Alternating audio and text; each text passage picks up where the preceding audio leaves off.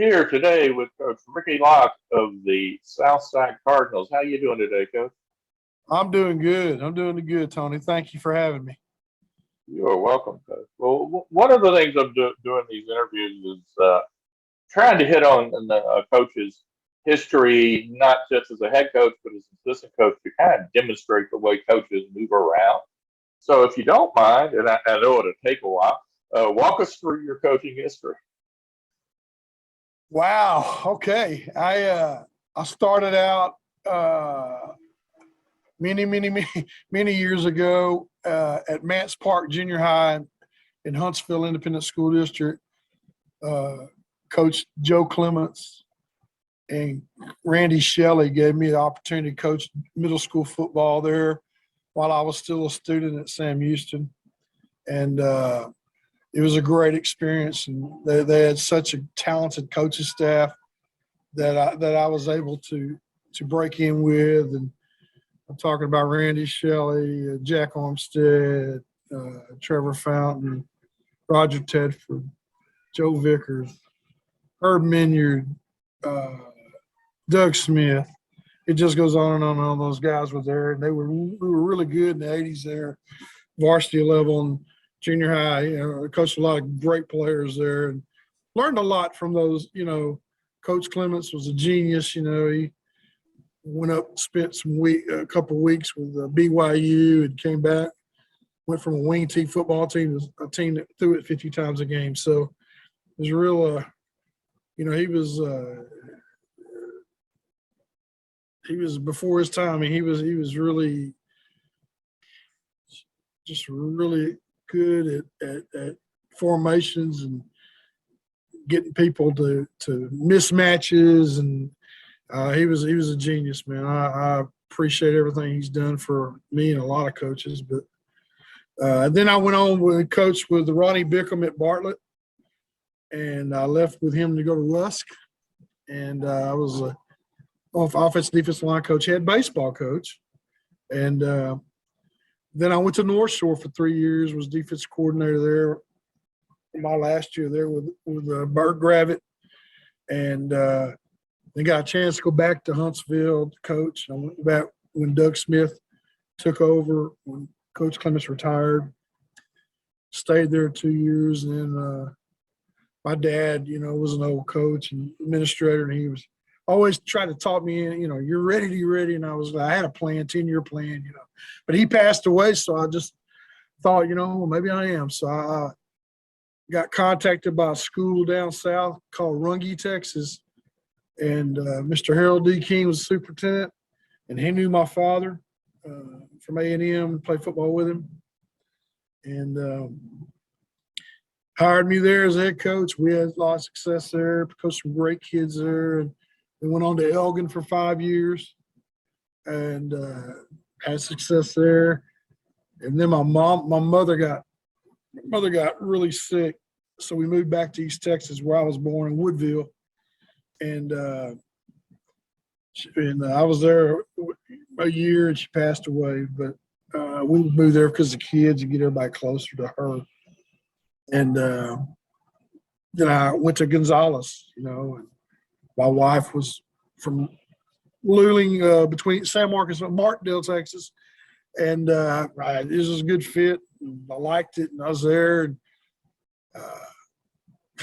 we went to the quarterfinals there my first year, and I got contacted by Coach Gravitt's brother, who was a superintendent at Gainesville at the time, and he taught me into coming up there for a year. Then my wife passed away up there. I had to get back down south, so I was lucky in getting rehired back at Gonzales, and it was getting close to my mother-in-law and for the kids. I had 3 children, and it was tough there without their mom there for those years. But it was good to come back south where all my family was from and to help out, And then kids graduated, and I came to South. So I've been here 8 years, and here we are today. Now, you mentioned several of the coaches that you coached under that were mentors for you. Absolutely. When you become the head coach or a coordinator, that becomes a bit of the role for you as coaching the coaches. mentoring them, preparing them for whatever is going to be next in the career. Talk a little bit about that mentor role. Well, it's a process of, it is an ongoing process of learning and teaching and staying up, because I broke in and I was a veer coach, and then I went to the spread offense. I've been in the stacked eye. I was going to stay with the option. Then I figured out that it was a lot easier to spread people out and get them out of the box. So it keeps, just our profession just keeps on progressing and new ideas, and they always come back to an old idea with a kind of a twist to it. But I think it's very important to mentor coaches, and the things that we broke in with, like the Huntsville staff, was about loyalty. And back when I broke in, you were extremely loyal to your head coach. You didn't see a whole lot of movement then. Those coaches, the only way you got promoted to Huntsville if somebody retired or passed away, because they weren't leaving. They were there a long time, and I think that has a lot to do with the success they had, keeping people in place and keeping the continuity of their system in place. And it's with the younger, it's tougher now, because there's education is it's different than it was then. There's a lot of things that taking place, and I don't know if it's good, bad, or in between, but it's definitely different. And keeping good ones in this profession is important, and you don't do this for the money. Salaries have gone up and they're more competitive than they used to be. I started out, I made $17,000 my first year, and now that's unheard of. Stipends are $17,000, but it's come a long way. It still has some ways to go, but mentoring I think it's the most important thing. And I've had a lot of coaches under me. I don't know if it's because of me, but have gone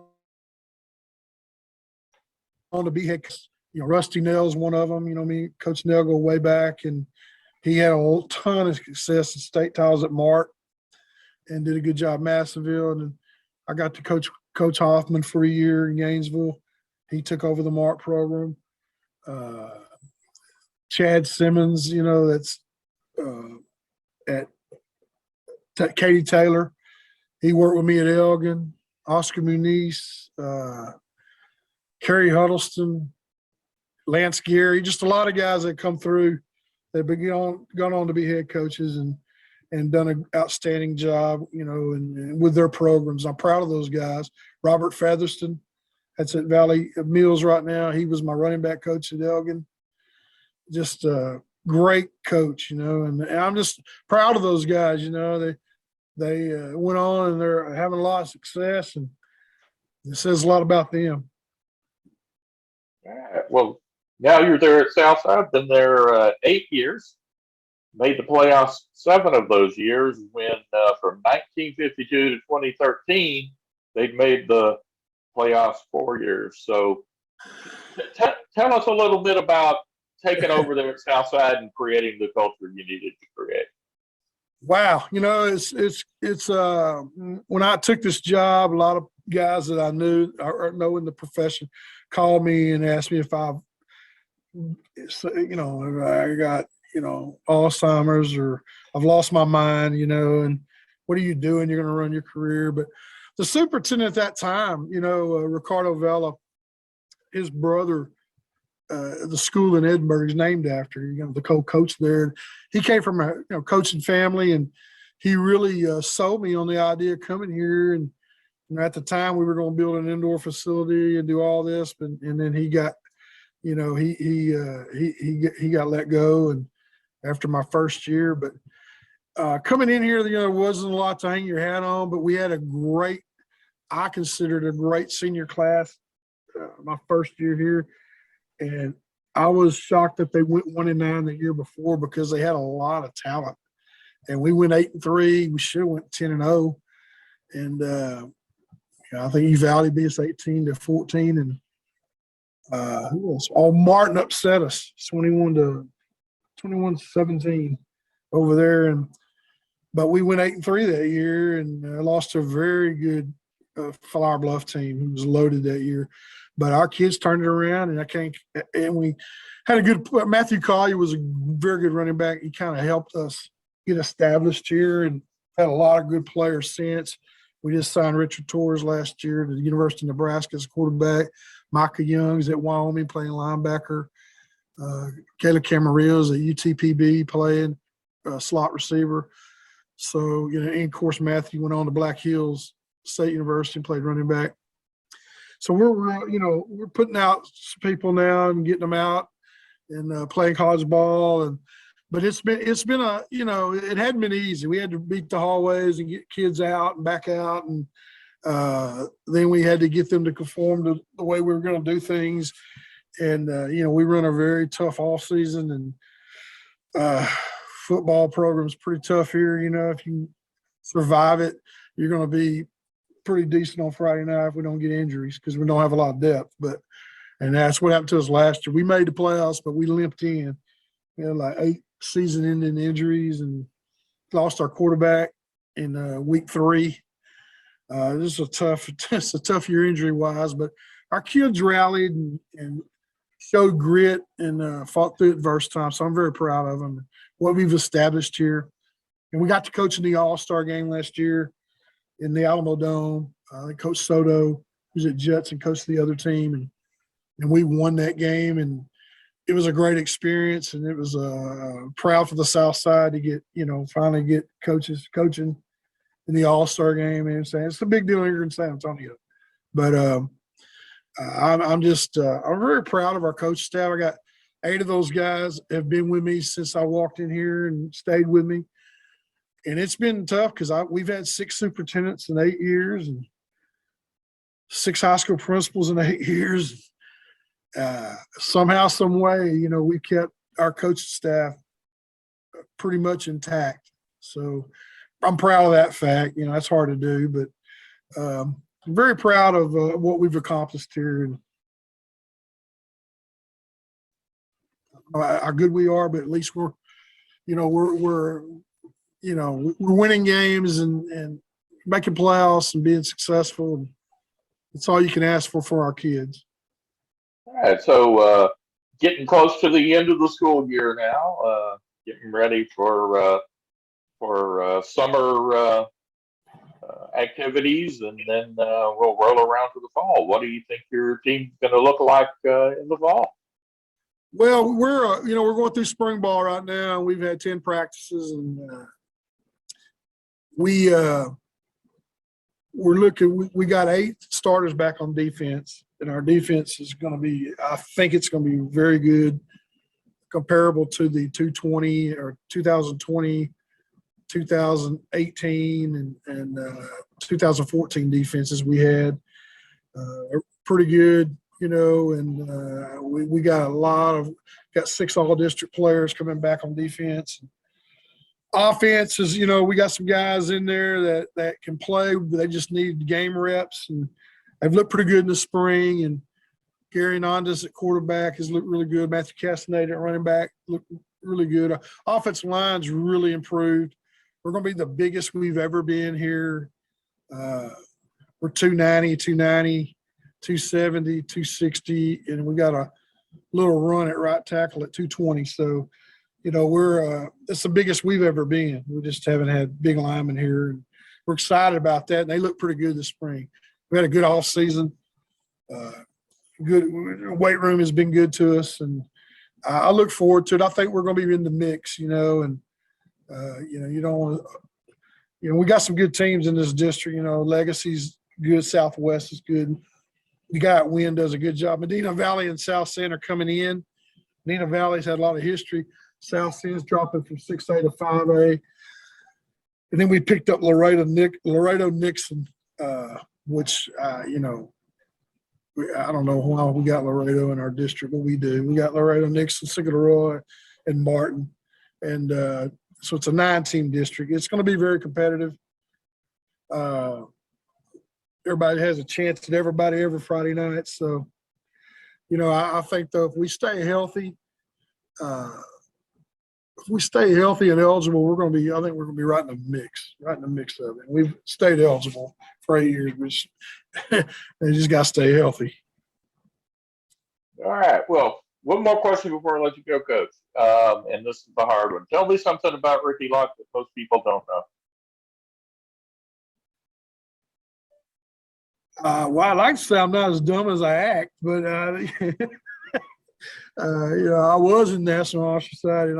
I would have to say people, because I am not I don't have the physique I had in college. People don't realize that I played college baseball and football in college, and when I go out and throw the ball around or hit, they kind of shocked, that I can actually do stuff like that. But I think that's something nobody really looks at me and thinks about baseball, really. But I think that's something there, and I don't think that. And I'm from a small town too, so you're from Caldwell, Texas. You pretty much participate in everything. So I think that's what that's the thing I would say about me.